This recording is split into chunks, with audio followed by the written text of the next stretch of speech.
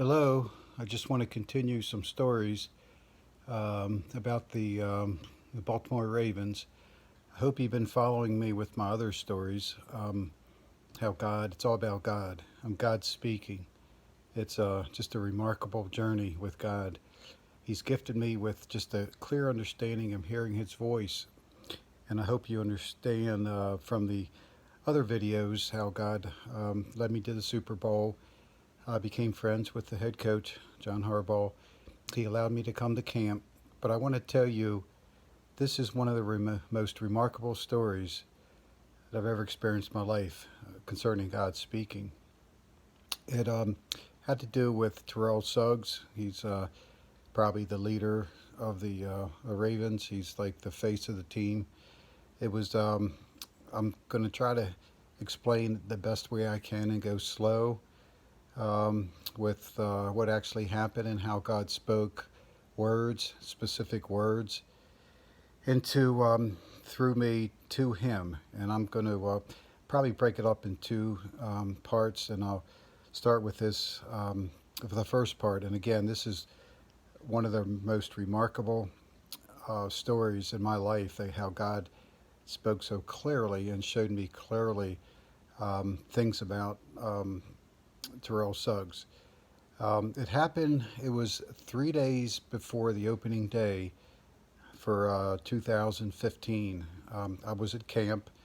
Like I've mentioned in other videos, Coach Harbaugh invited me anytime I wanted to come to camp. I could come to camp and practice and to be part of practice and watch and interact with the players. And he invited me anytime I wanted to come for spiritual reasons.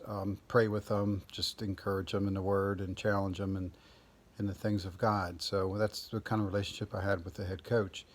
Anytime I wanted to come, I could come. So this particular day, and again, this goes down as one of the most remarkable stories that I've ever had in my life. But it was 3 days before the opening day. It was a Thursday, and I was at the practice field with the team, and they were all doing their drills and everything. And God spoke a word.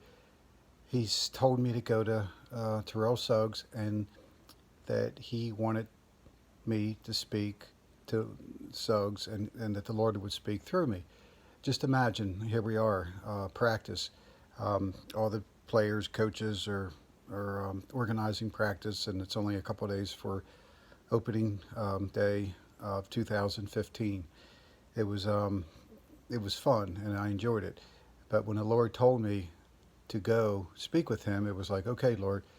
I had spoken with Suggs before, so he knew who I was, and I had other conversations with him, so it wasn't any surprise to him when I came up to him and I said, hey Suggs, do you want to hear what God's speaking through me concerning you? And he quickly said, yeah, I want to hear what God's saying. So I pulled him aside, and remember, everything else is going on in practice.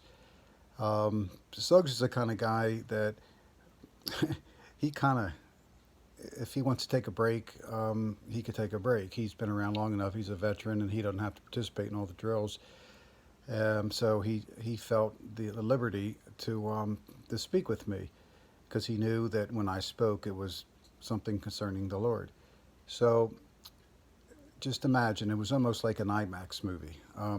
Everything stopped. It was just a remarkable, beautiful day, and he and I were there, surrounded by many other people, but I don't believe anybody was really close enough to listen to our conversation. So what happened was, I said, hey Terrell, this is what God's saying.